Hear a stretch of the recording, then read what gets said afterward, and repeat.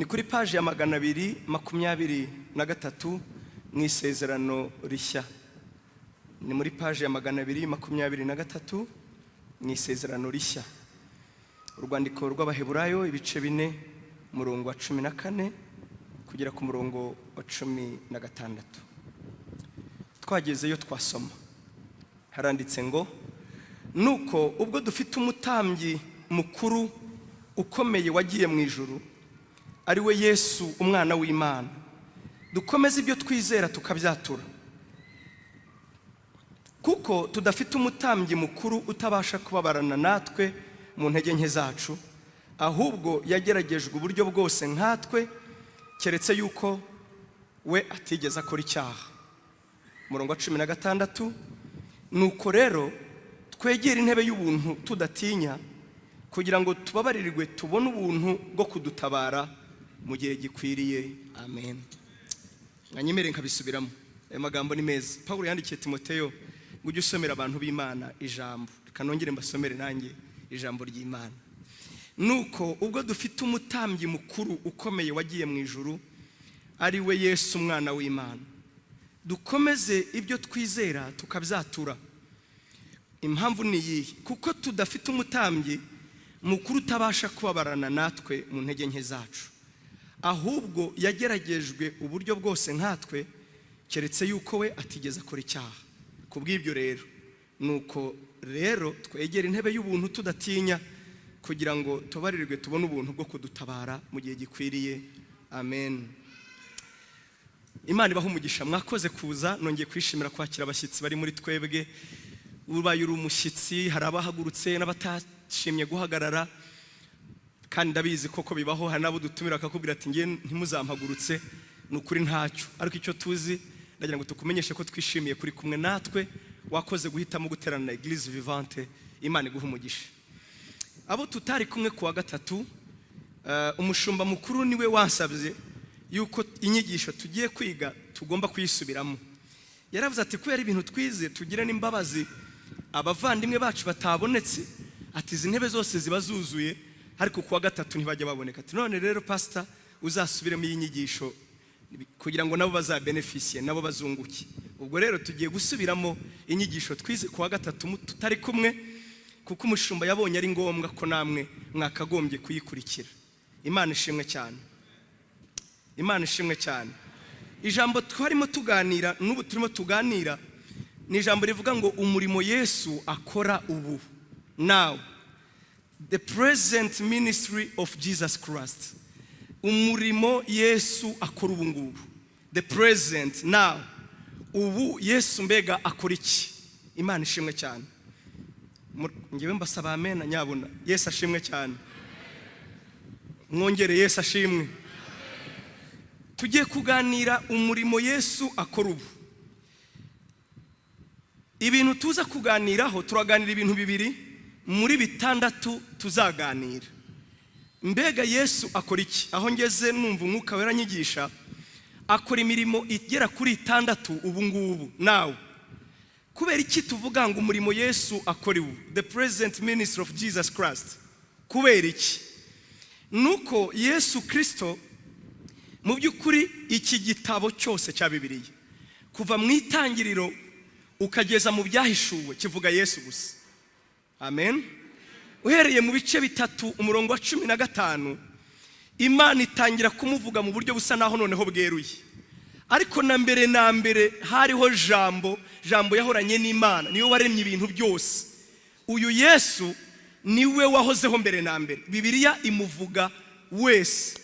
Duhereye mu icyo twita isezerano rya kera, cyangwa ibice abanditse Bibiliya bita isezerano rya kera, Yesu yaravuzwe. Uhereye mu itangiriro nk'uko nabivuze ukageza muri Maraki, Yesu aravugwa, yavuzwe n'abahanuzi, avugwa n'abami, avugwa n'abakomeye, avugwa n'abanditsi, avugwa n'abahanga, avugwa n'abantu bakoraga ubuvanganzo. Yaravuzwe. Abahanga baravuga ngo Yesu yahanuwe ubuhanuzi bugera kuri 600. Ibaze nawe, ubuhanuzi bugera kuri 600 ahanurwa mu myaka irenga 2000. Uko ibihe byagendaga bisimburana, Yesu yagiye avugwa. Ibaze, abahanga baravuga nk'uko nabibabwiye, hari umudokiteri umwe yakoze igitabo cy'abaskola yarimo asobanura Yesu mu buryo bw'abahanga. Nasomye icyo gitabo, yitwa Lakenberg. Aravuga ngo reka ngerageze kubabwira Yesu mu buryo buri mathematique. Aravuga ngo abantu bize probability, bize imibare, ibyo bintu byarangoraga ntimugire ngo ndi umuhanga wabyo. Oya, ndi kubabwira ibyo nasomye, narabyize ariko byaransindaga. Imana ishimwe ko ntazongera kubyiga ibyo bintu bya probability byaki. Ubu ngubu nzajya niga imibare ariko niyanditse icya mbere, icya kabiri, icya gatatu, kwe nimera gusa. Imibare ntaho nzongera guhurira nayo. Ariko reka mbabwire gace ka probability. Yaravuze ngo Yesu ngo ukurikije ubuhanuzi bwamuhanuweho ukareba imyaka bizatwaye, ibaza imyaka 2000, kandi agahanurwa muri fase zitandukanye. Bamwe bamuvuze nk'umwami, abandi bamuvuga nk'umunyamibabaro, abandi bamuvuga nk'umukene, abandi bamuvuga nk'indogobe, abandi bamuvuga nk'intare, abandi bamuvuga mu buryo butandukanye. Ngo ibyo bintu bizahanuwe mu myaka irenga 2000, ngo bikavugwa n'abantu barenga 50, bakamuvugaho ibintu bigera kuri 600, ngo abishyize muri probability ngo byaba bingana n'10 exposa miliyoni. Abizi imibare ngaho namwe nimwibaza ngo ni nko gufata aga pieces, nkuvuga ngo iki gitabo ni imari, ni ikintu kimwe, hanyuma ukagicamo uduce miliyoni, ukadutandukanya hirya no hino ku isi, hanyuma utwo tuntu katwegeranya twose ugasanga ni iki gitabo. Ngo ibyo ngibyo nabyo ubwabyo biri supernatural, biri supernaturel, nibishoboka. Ni ibintu byerekana ko ubwo buhanuzi bwahanurwaga kuba bwaravugaga umuntu umwe, byose bikavuga umuntu umwe. Abatize imibare mu byihorere biragoye, ariko yashaka kwerekana ko ibyo bintu bisa n'ibidashoboka, nabyo ubwabyo ari ibintu impossible. Nshuti zanjye, Yesu Kristo yahanuwe n'Imana, avugwa imyaka myinshi, kandi byamuvuzweho byose byaje byerekana ko ari we. Imana ishimwe cyane. Yarahanuwe rero, aravugwa, abantu baramuvuga. Reka ntanga urugero rwa Yesaya ibice 9 uhereye ku murongo wa mbere. Yamuvuze avuga ngo duhawe umwana w'umuhungu, ngo uwo nguwo azitwa Imana ikomeye, ngo inkoni y'ubutwari ku bitugu bize. Mu Kinyarwanda niko bavuga, ariko nkunda mu Cyongereza baravuga ngo the government, ubwami, ubutware, ubutegetsi buri ku bitugu bize. Imana ishimwe cyane. Ngo azitwa umwami w'amahoro, azitwa igitangaza. Yaravuzwe Yesu, yaravuzwe ngo ku buryo abantu bamutegerezaga. Igihe cyarageze, wa wundi bari bategereje aravuka. Yego, aravuka. Amaze kuvuka abantu baramubona, babona Yesu. Bamwe ntibamwemera, abandi baramwemera. Yesu aravuka, abami barabimenya, ubutegetsi bwarabimenye. Uwitwaga Herode yategekaga icyo gihe yarabimenye ko Yesu yavutse. Abashakashatsi, ndavuga abahanga, les savants, abahanga mu bwenge, bahoraga bashakashaka ngo barabagabo bo mu burasirazuba. Iyo tuvuze ngo abagabo mu burasirazuba, muri icyo gihe cya Yesu nibo bahanga bari bariho, nibo bahimbye imibare, matematiki ngiyi. Abo bagabo bahoraga ari abahanga, bakoraga icyo bita astronomy na astrology. Bagenzuraga inyenyeri mu buryo bwa gihanga, bakanagenzura inyenyeri mu buryo bwa gipfumu. Turi kujyana mu buryo bwo kuraguza. Ngo hanyuma muri ibyo bakoraga bagenzura ikirere, niyo bakoze ibyo bita za horoscope. Murabizi ko bavuga ngo inyenyeri buriya ngo ziri en groupe, zibaho mu matsinda, kandi ngo buri nyenyeri uko zibaho mu matsinda zifite icyo bisobanuye. Uyu munsi ko nigize umuscientist, reka ngaruki nibera umupasiteri. Abo bagabo rero ngo bakoraga ibyo, bagenzuraga inyenyeri nuko zibaho mu matsinda n'ibindi. Ngo baje kugenzura mu kirere, ngo babona inyenyeri idasa n'iyindi. Babibona mu buryo scientifique, babibona no mu buryo nk'uko nabivuze bwa astrology. Astrology itandukanye na astronomy. Astronomy ni physique, yiga ku bijyanye n'ikirere, naho astrology ni ubupfumu, ni ukuraguza, ni ukugenzura inyenyeri. Ngo babibonye mu buryo bwombi. Ngo baravuga ngo twubonye inyenyeri idasa n'izindi.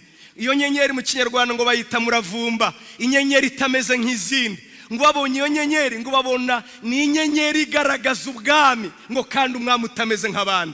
Ngo hanyuma iyo nyenyeri babona igenda iberekeza, ibayoboye. ngo bagenda bayikurikiye ngo ibasanga ibagejeje mu gihugu cya Israel. Bagezeyo baboneza ibwami, ati hano hari umwami wavutse utameze nk'abandi, uyu mwami ntabwo azaba asanzwe, amateka yarahebuje. Ati uwo mwami mbega yavukiye, nawe ubaye umuntu watekereza ko umwami abizara undi mwami. Ariko ngo bagezeyo Herode ati umugore wanjye ntanatwite, nta n'umwami w'i Yerusalemu ntatwite, ntawe utwite, nta mwami wavutse. Atoya, twebwe twabonye inyenyeri ye kandi idasa n'izindi.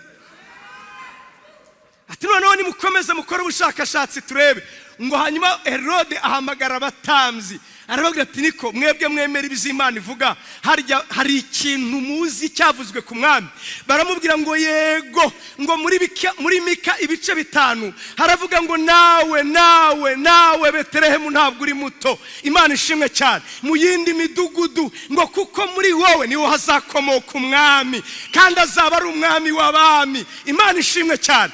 Ngo baboneza berekeza hahandi, ngo hanyuma bakigenda ngo babona ya nyenyeri irongera abayobora, ngo barishima cyane, ngo ibageze aho Yesu yavukiye. Ntibyagarukiye aho, ngo bigera no mu bashumba, ngo abashumba barimo bihindanira mu bukonje, bagiye kubona ngo babona korari itameze nk'izindi. Imana ishimwe. Nitugera kuri Noheli tuzaririmba iyo korari, tuzongera tugaruke. Ngo baririmbaga indirimbo ivuga ngo noneho. Imana ishimwe cyane, Imana ishimwe cyane. Abamarayika ubundi bagira indirimbo y'ubwoba. Ibyo mvuze urabyumvise? Bagiraga indirimbo y'ubwoba ivuga ngo ishime wajuruwe kuko umwanzi gica araguye, wasiwe ugushije ishyano. Urumva indirimbo? Twebwe turagukize naho mwebwe murakatoye. Ngo ari ku munsi Yesu yavukaga indirimbo yarahindutse. Baravuga ngo noneho icyubahiro kibikima mwise amahoro abe mu Imana yishimira. Yesu aravutse, Yesu araje, amahoro aramanutse. Haleluya. Shaka kubabwiriza bitera ubute mwebwe. Imana ishimwe. Mama pasiteri yaje, Satani umugome na Bosco yararwaye, niwe wajyaga afasha. Siko wagira ngo muramurwanya muri abasiramu se mwebwe. Yesu yaravutse, Imana ishimwe cyane.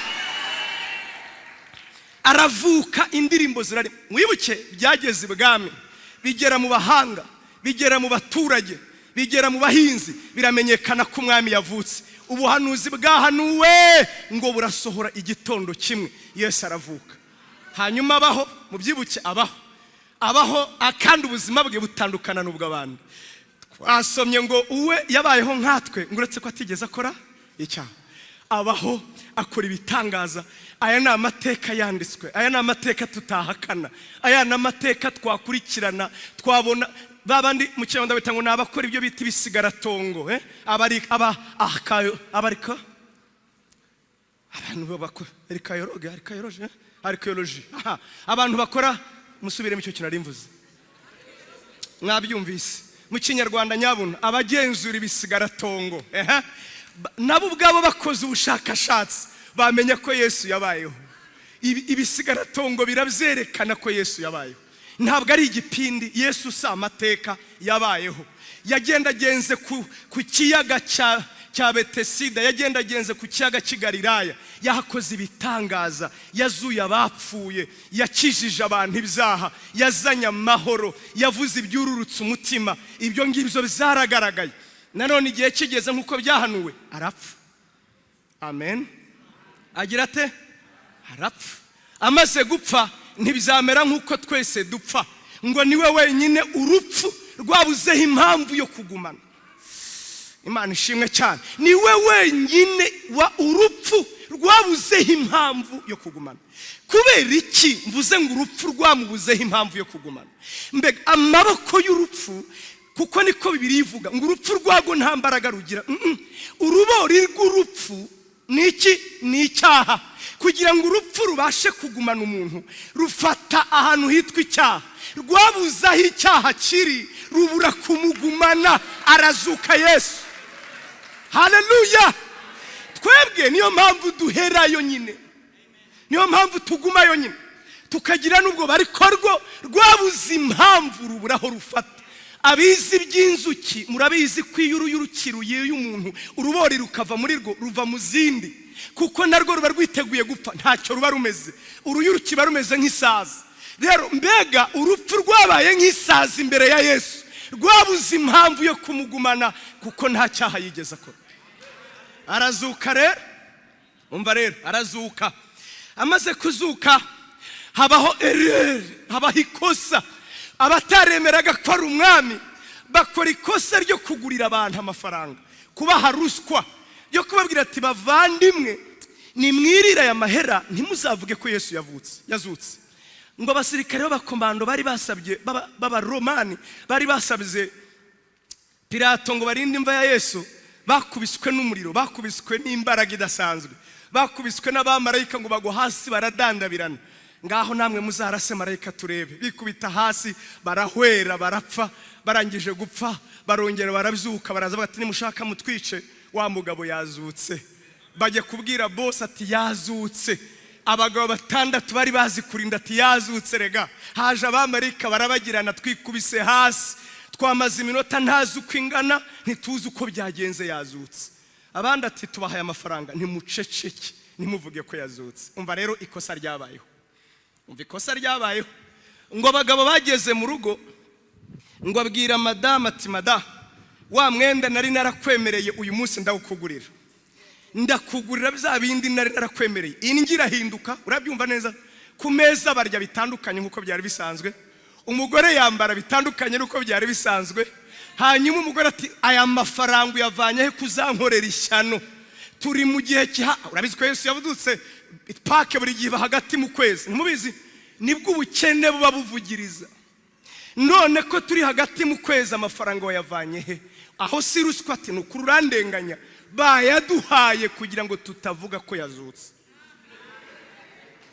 Ego madamu rero ajya mu isoko ahura na Sisiriya narinje kugura cya gitenge.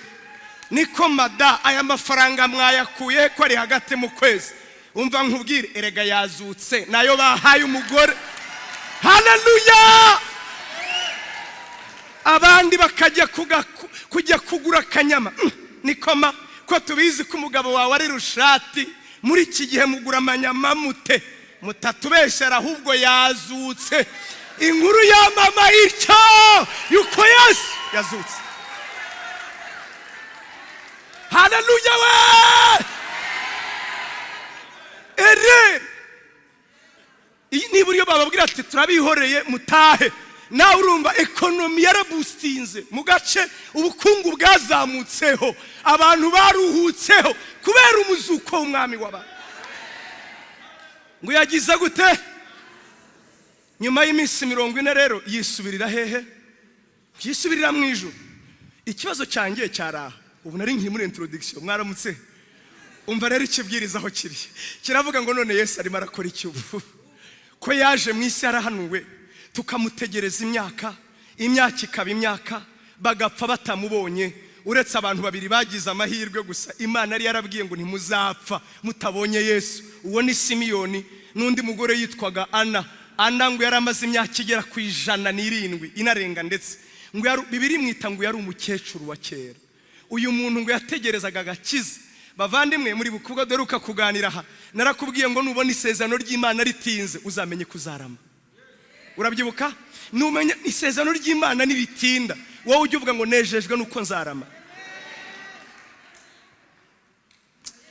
Imana ishimwe cyane. Ana nawe ariko bavandimwe nta kintu gisajisha nk'umuruho burya. Ngo yamaranye n'umugabo we gusa imyaka 7 yonyine. Ngo noneho yihebera gusenga. Ndabisabiye badamu, umunsi umwe muzambabarire mu ntegurira igiterane cy'abapfakazi, mbafitiye icyo nzababwira.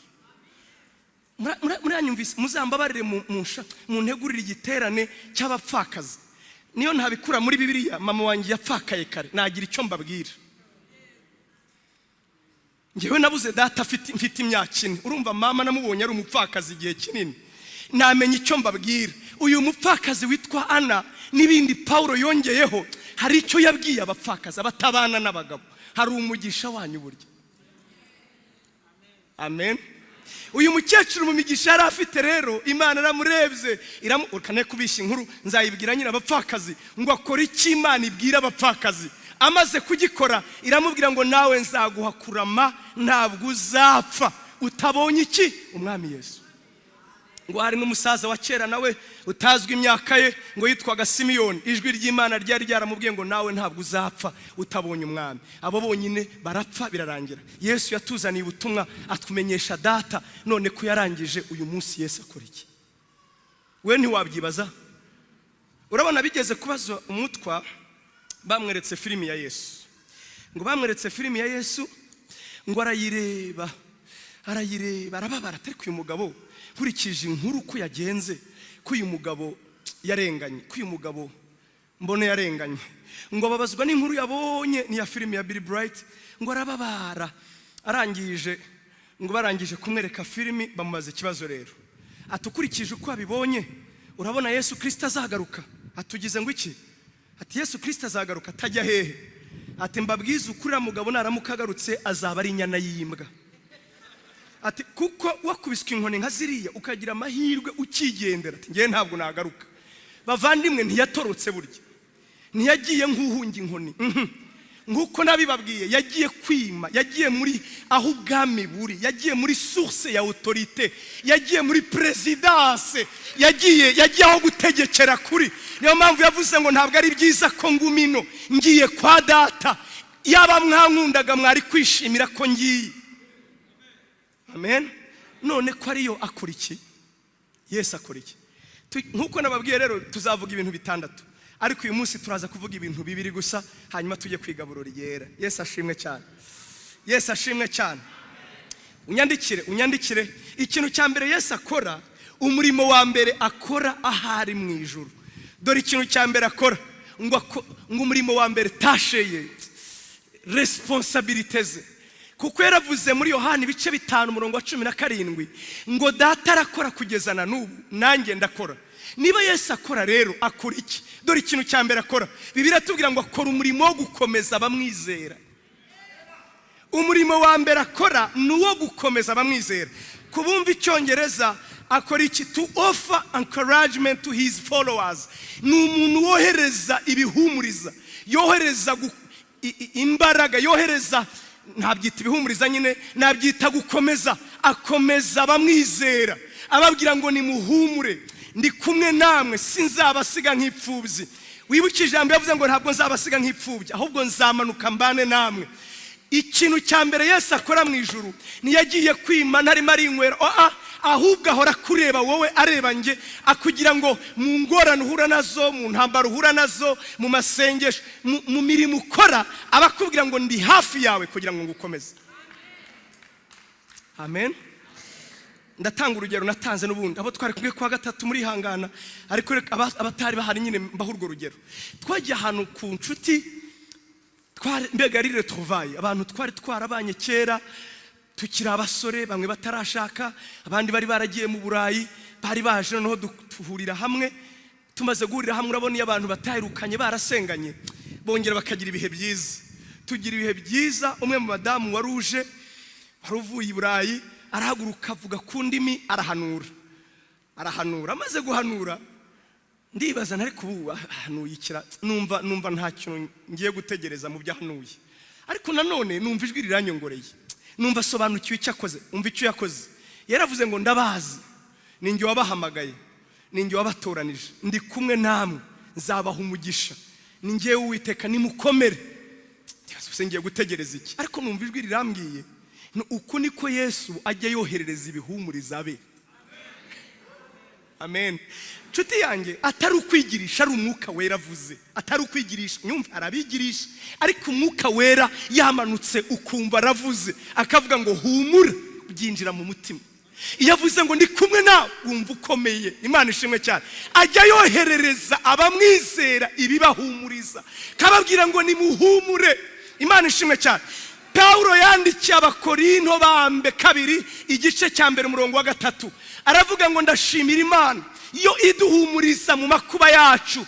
Ati kandi ntiduhumuriza gusa, oya, ngo iryo duhumure yaduhumurije natwe niryo tubahumuririsha.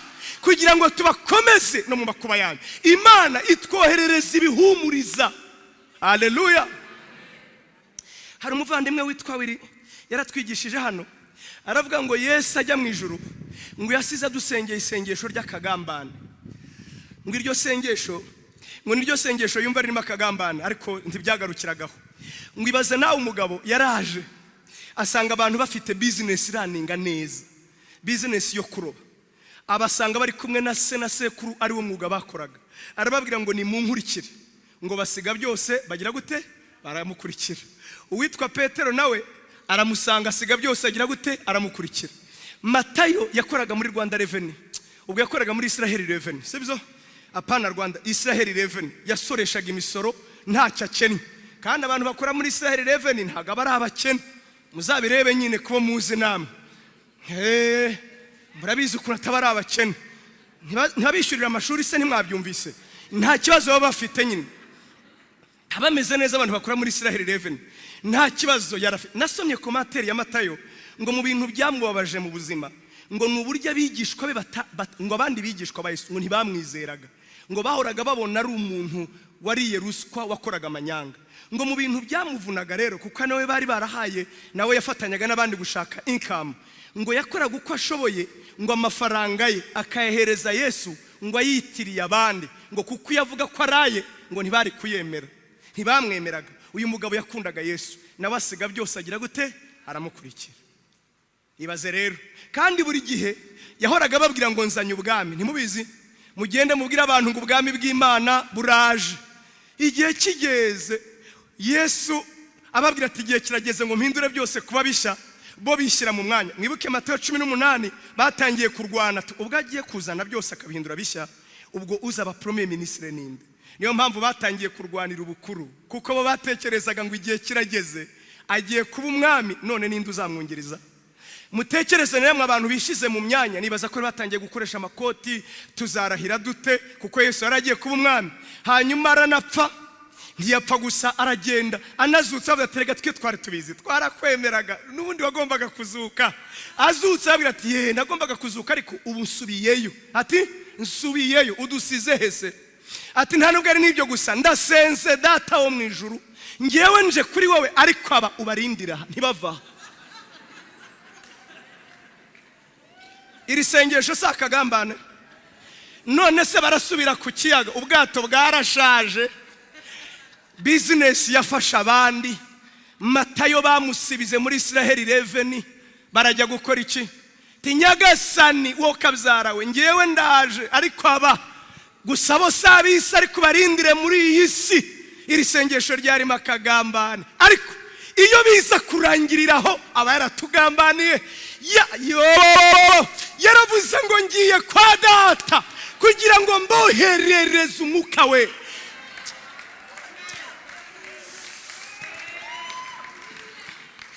Ubwo yarivugiye ngo nukuri kw'Imana ntacyo byaba marira ngumyina, ngo ariko ningenda uko muntangarira namwe niko bazabatangarira.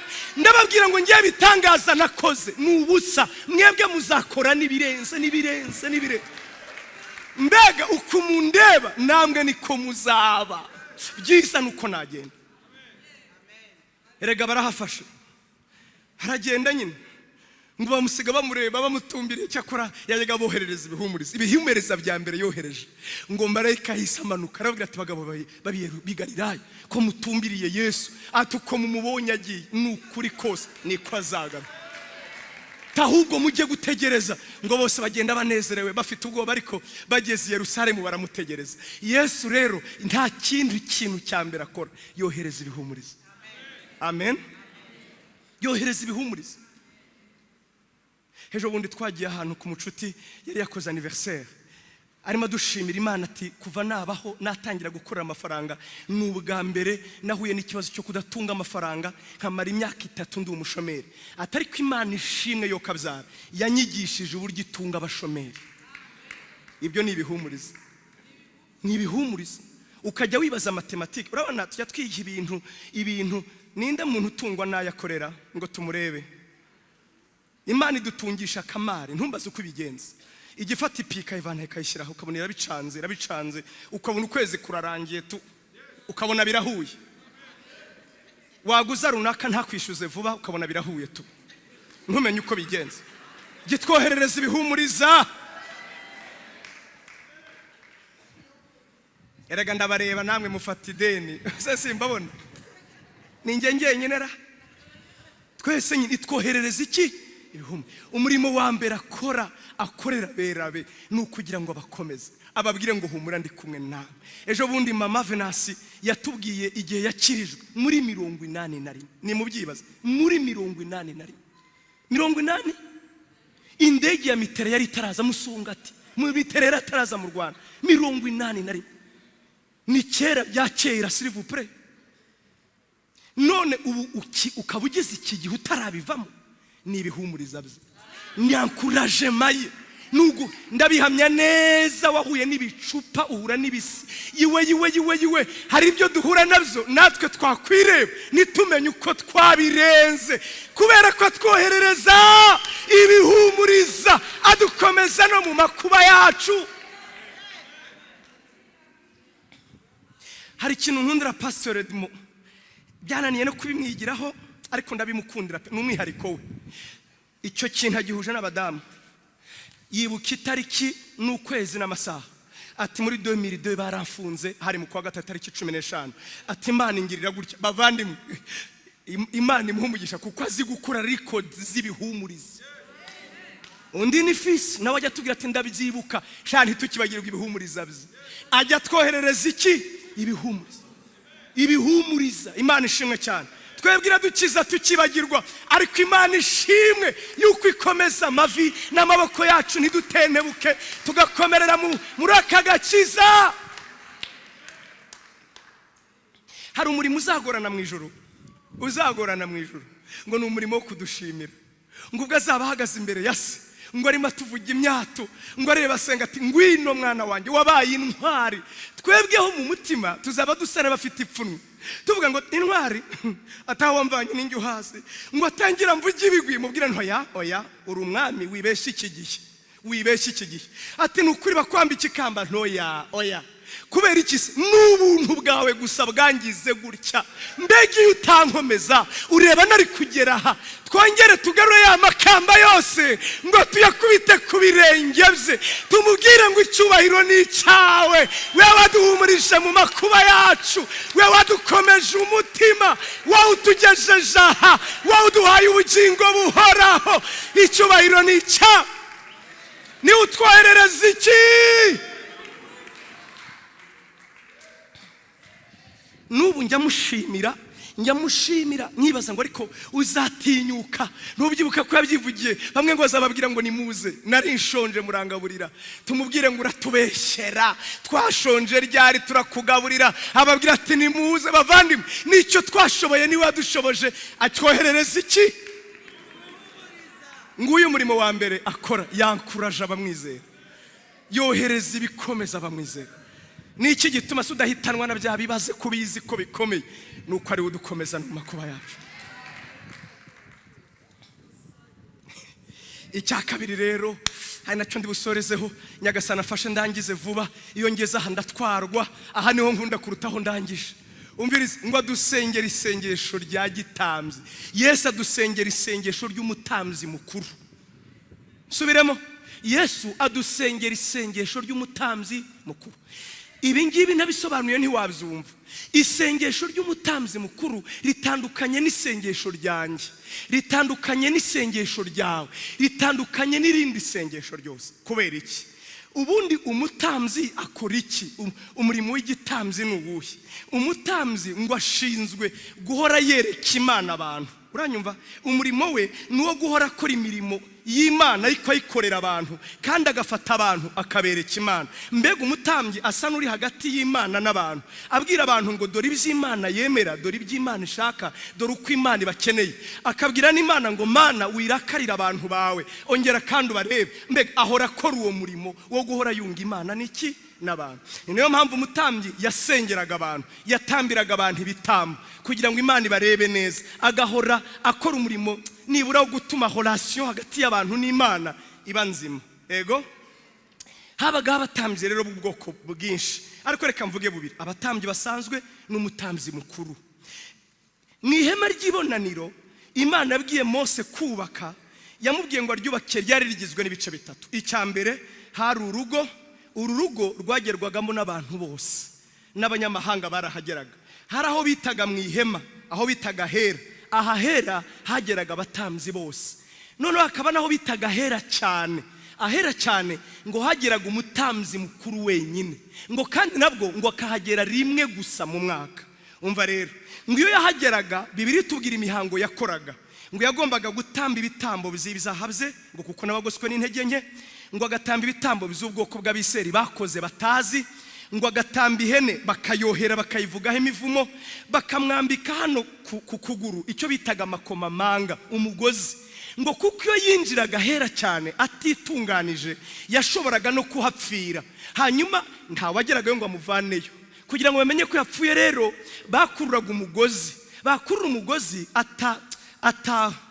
agakomanga kwa kuguru, bakumva inzogera. Izo nzogera nizo zababwiraga ngo aracyariho ntarapfa. Yego, atakomanga inzogera bakamenya ko byarangiye. Ntabajyagayo kumukurayo, barakururaga bakavanayo, umuntu bakajya gushyingura. Turi kujyana.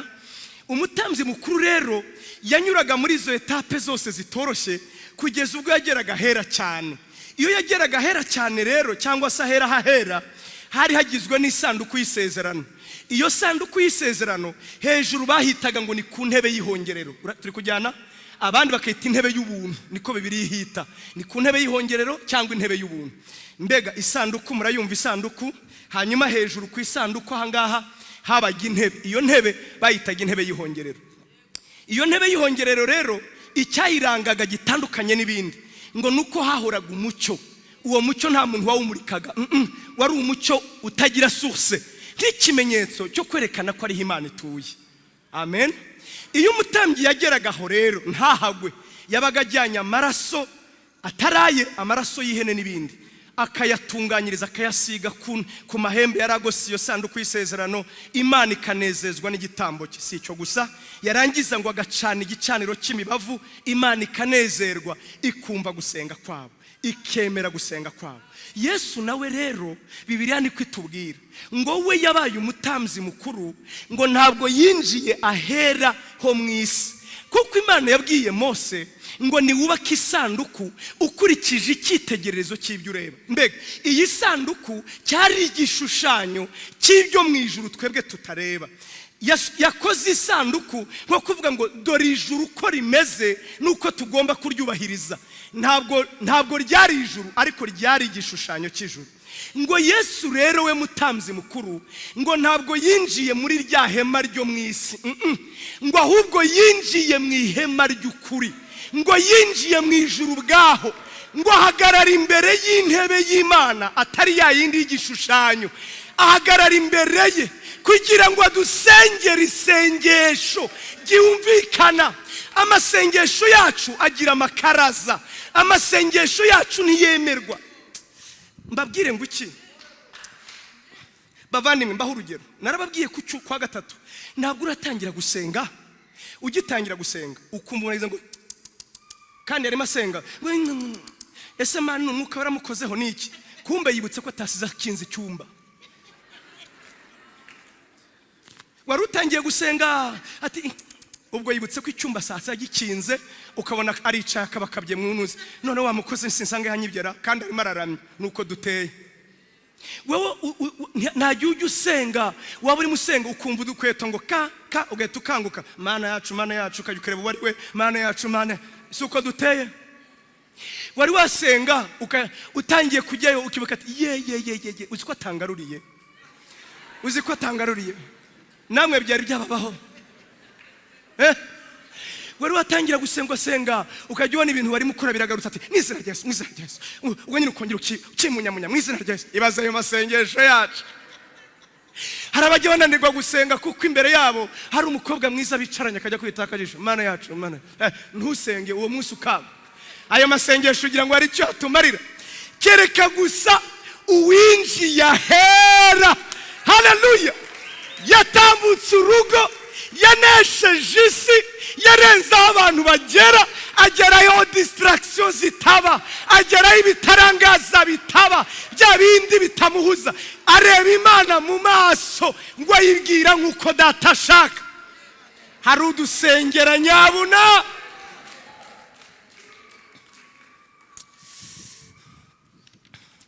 Adusengera rero minota yaragiye yo kagira Imana, adusengera amasengesho y'ubwoko bubiri. Unyumve neza, isengesho rya gitambyi riri mu bwoko bubiri. Icyambere ngo aratwingingira. Turi kujyana isengesho adusengera aratwingingira. Bavandimwe, hari abantu bake cyakora nabonye bazi kwinginga. Kwinginga mu rundi rurimi, kwinginga ni uguhenda henda. Kandi mu gitabo cy'Ingoma ibice 5 umurongo wa 20 haravuga ngo Imana yacu yemera guhenda hendwa. Yego, Imana yacu yemera guhenda henda. Wari wabona nk'iyo umuntu bamwirukanye ku ishuri, bamwirukanye ku ishuri ukagenda kumwingingira, mwoka byaramwe, erega namwe muri abarezi, mujye mwihanganira abana bacu, iki gihe se mama ugira ngo tuzaseke tuzabona baranye abana bubu, wowe kabyara we, nuko ubundi nuko binginga. Nuko bagira gute? Kwinginga kameme turabizi. Kwinginga ni uguca ikibungo, kwinginga ni uguhenda henda, kwinginga ni ukwiyoroshya, kwinginga ni ukutarambirwa, kwinginga ni ugusubiramo, kwinginga ni ugukuza, ni ibihozo. Kwinginga ni umurimo ugoye, ni umurimo ugoye. Hari abantu bananiwe kugira ibyo bageraho kuko batazi gusa guca bugufi. Ntimubizi? Njewe njewe ntabwo nabishobora biriya byo. Hari abantu bazi kwinginga. Amen, amen. Yesu rero ngo niwo murimo nyamukuru akora. Umva impamvu. Haleluya, haleluya. Mu Baheburayo ibice 7 umurongo wa 25 haravuga ngo ni ukiza abegerezwa Imana bose nawe. Yesu ngo akiza abantu bose begerezwa Imana nawe, ngo kuko ari iburyo bw'Imana, ngo kugira ngo abingingire, kugira ngo abavugire, kugira ngo avuge mu mwanya wawe. Imana yigize ngo yenda irarakaye cyangwa se nibonye ibidatunganye, Yesu ari mu maso he asa n'umubwira atari ko wabyihoreye, indebera, ndeba ngewe, ndeba. Uyu mudamu wanjye hari gihe ngira amahane nanjye nkayibona ko nayagize. Urumva? Njya mbona ukuntu azi kwinginga, nkumva aranyegereye, sheri buhoro buhoro, sheri byihorere sheri. Iryo jwi nkumva riravunaguye hano gutya, nkumva none ndagenda mera nka buhoro buhoro. Umva icyo bita kwinginga nyabo. Wakomeza kugira amahane ati shu andeba mu maso, shu kurega ngo wamujinya, kandi wowe shu urumake wireba uriya nyirebera ngewe. Nuko Yesu ari bwako wireba senga, ndeba ninjye wapenya amaraso, ninjye ukiranuka. Haleluya we. Ahora yinginga mu mwanya wanjye nyabo. Wimureba Emeri, wimureba abantu se ntubaze. Ndeba ibuka amaraso, rega ibuke ko twagambiriye kubakiza. Wirakara nukuri. Oya nukuri kwe. Ya baba we! Aratwingingira agasenga nk'uko Imana ishaka. Ni uzi kumara umubabaro wa Data.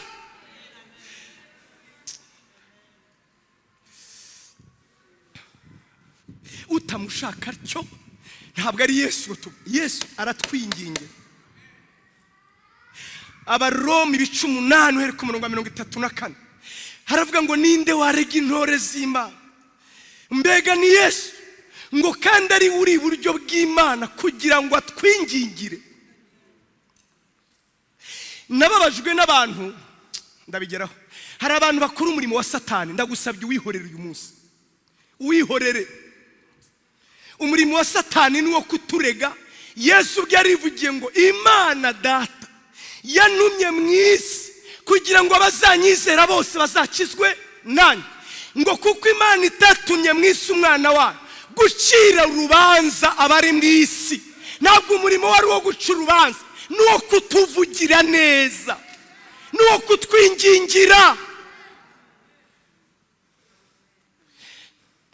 Hari abandi bantu bigira abanyamwuka uyu munsi ugasanga asenze 5 kandi uzareba ku isi 5 bumerewe neza mu mwuka, vraiment ubumeze bien. atari ko itorero ntirisenga. Cyagiye se utari muri 5 wabaye hute? Harya wowe utari umeze neza byari bimeze bite? Kuba ngo wari ukuvuye muri 5 wiyumvisemo akantu sha sinkubujije gusenga, ariko nyabona hari udusengera irya gitambye ritagira amakaraza, udusengera neza. Kwinginga numva nabiboneye cyane nyine nkuko nababwiye, ajya ncururutsa nkumva umujinya urashize.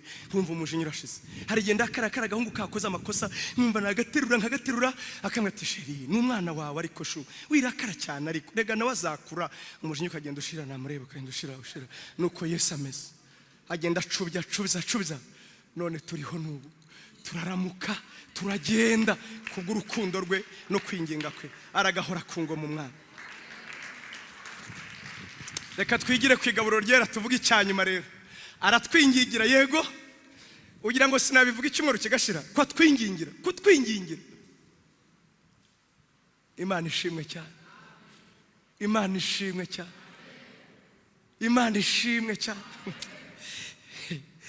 Luka, kandi uyu murimo wa Yesu, aha naho ntavuze byambabaza, yawutangiye akiri mu isi. Yawutangiye muribuka Yesu ubwe azi ko igihe cye cyo gupfa kigeze. Muri Luka ibice 22 uhere ku murongo wa 31, abwira Petero ngo Petero, Satani yabasabye ngo kugira ngo abagosore nk'uko umuntu ashyira ku ntara akagosora, ngo ariko wowe nakwingingiye ngo kugira ngo kwizera kwawe kudacogora, numara gukomera uzakomeza abandi. Imana ishimwe cyane. Ajya turebera, akareba imbere, akavuga ati ikomeye biraje senga we, kandi arabibona ngenda naniwe. Uribuka yabinginze umwanya ati ndabasabye nimwihanganane nanjye isaha imwe, birabananira. Ngo uko agiye gusenga agira ngo n'abantu babaga bati ndabasabye, sinigeze mbasaba, ndabasabye nimusengane nanjye. Ati nanjye ngiye hariya musenge. Akagenda akinginga, yakumva ananiwe akagaruka ati Petero uracyasenga? Agasanga ari muri akongera akamukangura ati niki Petero kudasenga? Ati dusenge. Kandi we ngo icyari kimuhangayitse si ikintu, ngo nuko yarebaga Satani yasheze, avuga ngo bariya bo ndabamira. Ubwo ndangiza uyu bariya ndabamira. Yesu ati nyagasani we nicyo cyanzanye mu isi, reka ngewe mpe, ndindira Petero, ndindira Yohana. Niyo mpamvu yavuze ngo abo data yampaye bose nta n'umwe nazimije, narabarinze. Haratwingingira we. No mu gihe byatunaniye, kandi ari gihe bitunanira kwera. Ntimubizi ko ari gihe tuvuga ngo amasengesho ngo numva gatarenga parafo. None wabeshejweho niki? Hari uhora avuga mu mwanya wawe kandi yinjijwa hera. Ayiwe, Paulo yaravuze ngo burya Yesu urupfu nyine ntirwari kumugumana, ngo yapfuye ngo kugira ngo atwunge n'Imana, ngo azukira kugira ngo dutsindishirizwe. Uranyumva? Yarapfuye ngo twungwe n'Imana, azuka vuba ngo yicare iburyo bw'Imana, nihagira n'ikibi ahora dutsindishiriza. Isengesho rya kabiri dusengera, hanyuma dukomeze. Ngiri ngo aratuvugira. Agira gute? Aratuvugira. Urwandiko rwa mbere rwa Yohana, abandika mwandike. Urwandiko rwa mbere rwa Yohana ibice 2 uhere ku murongo wa mbere, haravuga ngo bana bato ntimugakore icyaha. Bana bato ndabasabye ntimugakore icyaha, ngo ariko nimuramuka munakoze icyaha ngo nimuhumure, ngo dufite utuvugira wicaye iburyo bw'Imana. Bibiliya yera ntago ivuga kuvugira, iravuga ngo dufite umurengezi. Bibiliya ijambo ry'Imana no mu Cyongereza baravuga ngo dufite utuvugira. Unyumve senga mu Kristo uraha, Janet, Kenneth, Olivier n'abandi, Imana iragusaba ngo irinde ibyaha byihorere, ibyaha bigendere kure. Ariko kuko ikuzi izi ntege nke zawe, irabizi ko umunsi umwe yewe n'uyu munsi uzabigwamo, urabizi ko uzabigwamo. Irakubwira ngo nubwo rero uri mu ntambara y'ibyaha, nuramuka unabikoze, nujya uza kwihana, nujya kudiringa n'ibyo byaha, ujye wibuka iki kintu, yuko dufite umugabo wicaye iburyo bw'Imana, afite umurimo umwe witwa kutuvugira.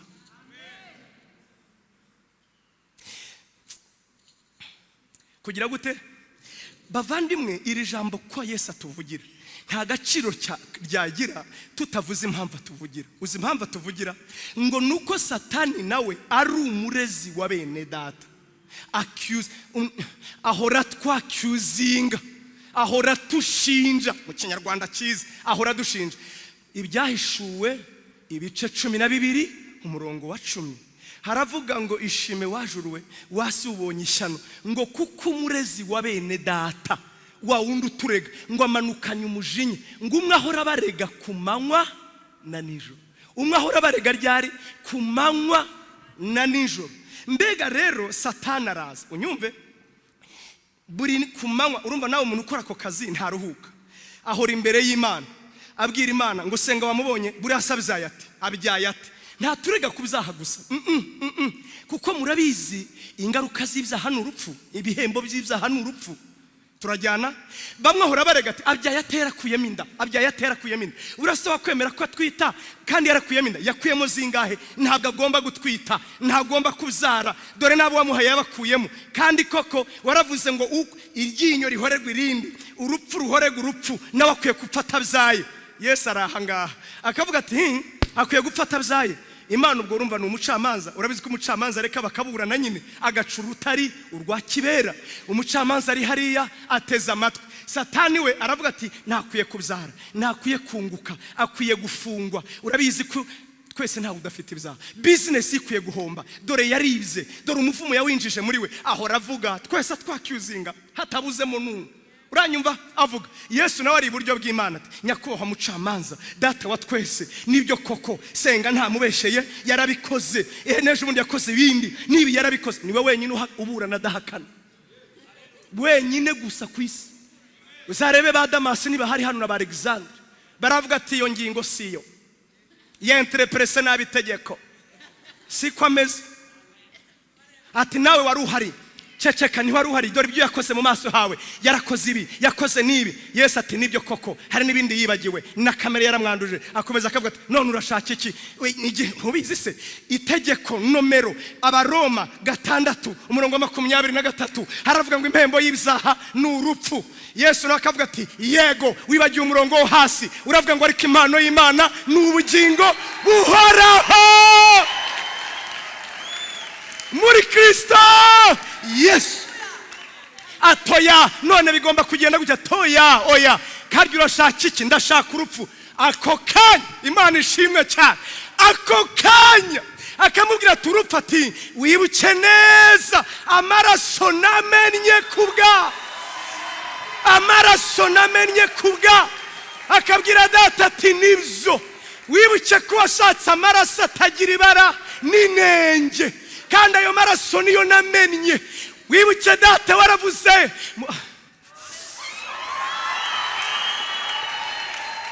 Abaheburayo ibice 10 umurongo wa 5 haravuga ngo data, ngo maze gusoma mu muzingo w'igitabo, ngo menye ko wanyiteguriye umubiri, mera ko ndavuga ngo ndaje mwana, nzangwe no gukora ibyo ushaka. Mu muzingo w'igitabo niko byanditswe kuri njye, ngo akerekana amaraso. Satani akaba arajunjamye.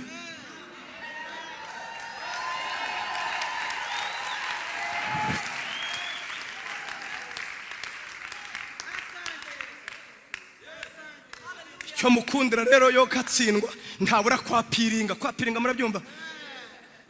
Kujurira. Akapiringa mu gitondo akagaruka ati none urongera kuvuga iki? Akareba data ati none amaraso nabirangije byose. Data akavuga ati nshingiye ku butabera, atariko cyane cyane sinabwo nshingiraho gusa, ahubwo nshingiye no ku ijambo nivugiye. Imbabazi ziruta urubanza zikarwishima hejuru. Senga ukwiriye kubyara, fisi ukwiriye kunguka, kwiriye gutera imbere. Uratsinze. Haleluya, haleluya. Abana bawe bakwiye kurindwa, akagenda nyine. Hari uwavuze neza, avuga ibitomoye. Pawulo yaravuze ngo amaraso ye avuga neza kuruta ay'Abeli. Ayandi asaba guhora, ngo aya yonyine niyo avuga imbabazi. Kandi ubu yarakaye, yajumarariwe. Hano hari ubutumwa bwiza, hano turimo turavugira ubutumwa bwiza. Ndamubona uburyo arakaye, urantwara iki se? Utanifanya nini? Urantwara iki ko Yesu andengera? Cyagariwe.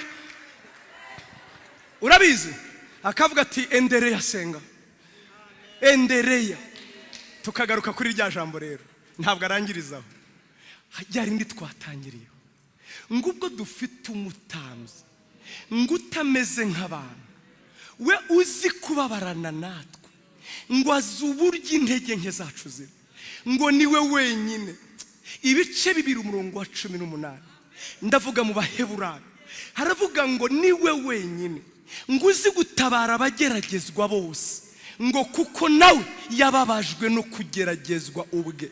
Azi kugeragezwa uburyo bimera, azi guhangayika uburyo bimera, azi kwitwa amazina mabi uburyo bimera, azi kwangwa uburyo bimera, azi guhomba uburyo bimera, azi kugerageza bikanga uburyo bimera, azi seriba yagutinzeho uburyo imera. Niwe wenyine uvuga ngo rero umva, ubwo abizi hari icyo adusaba. Uranyumva neza? Hari icyo agira gute? Aha niho ngiye kurangiriza. Ngo adusaba iki? Ngo nuko rero mwegera intebe y'ubuntu mudatinya, mutagira gute? Ngo kugira ngo Imana ibahe ubuntu bwo kubatabara mu gihe gikwiriye. Ibi mvuze ntiwabyumva ntabigusobanuriye, reka ngusobanurire. Nshuti yanjye, hari amagambo 3 atugora gusobanukirwa kuko tuyitiranye. Amagambo 3 ngiye gusoza humura. Iri rya mbere ni ijambo ryitwa ubutabera cyangwa gukiranuka. Iri rya kabiri ni ijambo ryitwa imbabazi. Iri rya gatatu ni ijambo ryitwa ubuntu. Ndavuga buhoro buhoro. Ubutabera, kera iyi mibare yo ntawe utarayize, kereka tutarageze mu wa mbere. Iyi mibare twarayize, nasanze na Riyoro yarayize. Ni imibare yitwa égalité inférieure et supérieure. Mu Kinyarwanda bihwanye, birutwa na biruta. Iyo mibare ntimuyizi? Bakaguha 3 na 4 ngo shyiramo ikimenyetso, ukandika ngo 3 birutwa na 4. Nibi bimenyetso 3 rero biri ku ijambo ryitwa iki? Ubutabera, imbabazi n'ubuntu. Ubutabera bukoresha ikimenyetso cyitwa bihwanye, bingana, égalité. Ubutabera iteka ryose buhora buvuga ngo dukurikije ibyo wakoze ukwiye guhanishwa iki gihano. Turajyanye? Ubutabera iteka ryose buzanamo ikintu cya équitabilité, égalité. Ni nayo mpamvu n'ikimenyetso cy'ubutabera ni iminzani biriresha. Niba waracumuye ibi ugomba guhanishwa ibi. Niko ubutabera bumera. Umva rero, imbabazi zo nibirutwa. Uranyumva? Nibirutwa. Kuko imbabazi iyo uvuze ngo iyo wagiye mu rubanza wakoze ibi, ukora ibi, ugomba guhanishwa ibi. Hanyuma aho kugira ngo wapiringe ukavuga ngo ndasaba imbabazi, n'amategeko ubwayo aravuga ngo wemerewe kukabanyirizwa igihano mu kabiri. Ndavuga n'ay'u Rwanda. Qui est avoué ta faute, Timothée de pardonner. Umuntu wavuze ngo nemeye ikosa yemewe kugabanyirizwa igihano mu kabiri. Niyo mpamvu avuga rero ngo imbabazi zitsinda urubanza, urubanza rurarangira. Iyo ubwiye Imana ngo mbabarira cyangwa umuntu ukamubwira ngo mbabarira, buryo bumubwira ngo nyima ibyo nkwiriye. Nyagasani ufashe twumve ibi bintu. Iyo ngewe mama pasteur namukoshereje, kandi icyo nakosheje kikaba gikwiriye kunca amande y'ibihumbi 500. Rwose nta kubera nkwiriye kumuha ibihumbi 500. Nkamubwira ngo mbabarira mama pasteur. Burya mbamubwira ngo nyima ibyo nkwiriye, winca amande kuko niyo nari nkwiriye. Yego, windakarira nibyo nari nkwiriye.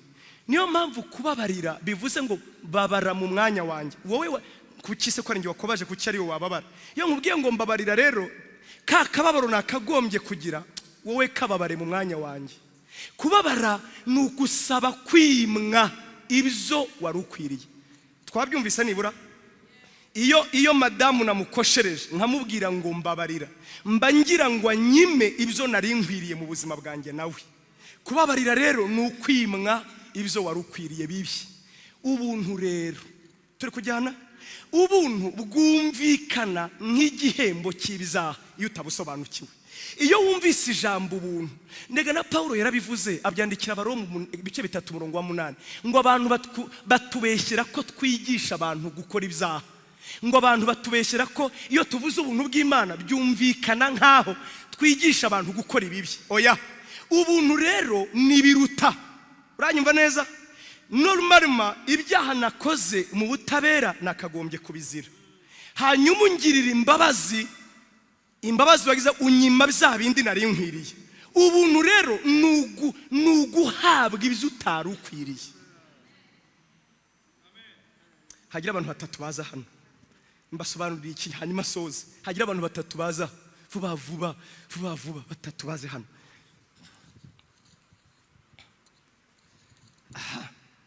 Aha.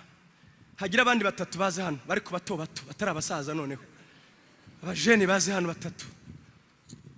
Cyonko yes, c'est ça. Mani baho umugisha. Umwese ahagarara inyuma y'undi. Uyu ndamwita ubutabera, sibyo? Uyu ndamwita mbabazi. Uyu nawe ndamwita buntu. Yego? Uyu nguyu rero witwa butabera yankoreye icyaha. Unyumve? Yankoreye icyaha. Ngwino hano nawe. Muzahana inyuma y'uyu. Yankoreye ibyaha butabera. Ibyo byaha ngewe nakoreye mu butabera, nakoze imbere y'abantu. Byasabaga n'ibintu, ibyo byaha nakoze byatwaye ubuzima bw'abantu 2. Turi kujyana? Nakoreye umuntu icyaha gitwara ubuzima bw'abantu bangahe? 2.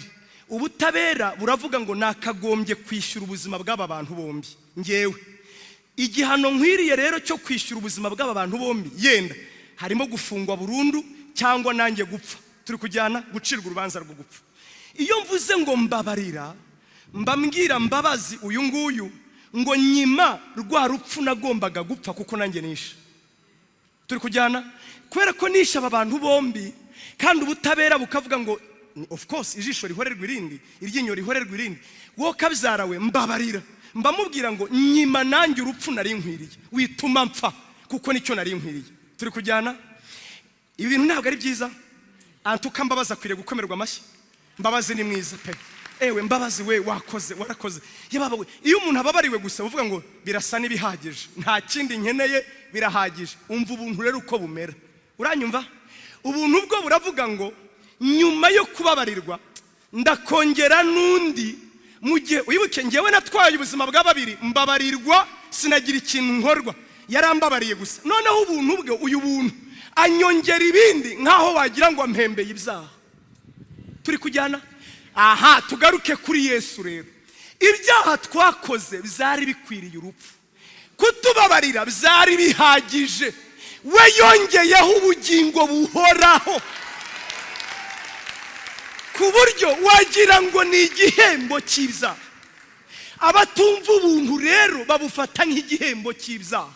Ubuntu si igihembo cy'ibyaha. Oya, ubuntu ni undeserved favor, ni neza utari ukwiriye na rimwe. Ubuntu bw'Imana ntibwumvikana logiquement parlant. Ubuntu bw'Imana ni budutera kuba speechless. Turi kujyana nshuti yanjye? Abo twishe bari bahagije, ibyo twakoze byari bihagije. Akagerekaho akanakwizera, akaguhamagara ngo mubere umwana. Yababa we, mbega ubuntu burarengeye nyine. ubuntu mbivuge ngo iki, grace is grace, bwaduhaye ibirenze ibyo twari dukwiriye.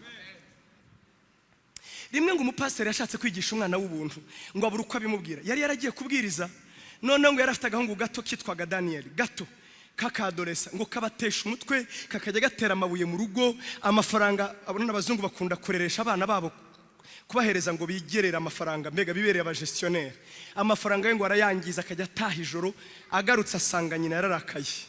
Aramubwira ngo mbere yo kuruhuka rero, abwira wa mupasiteri, mbere yo kuruhuka no kugira ikindi ukora, ndagira ngo umenyeshe ko Daniel yatunaniye. Umuhane na twebwe se twari kumukoraho, umuduhanire bya nyabyo. Ahamagara Daniel, ati Daniel, wakoze ibyaha koko? Ati cyane.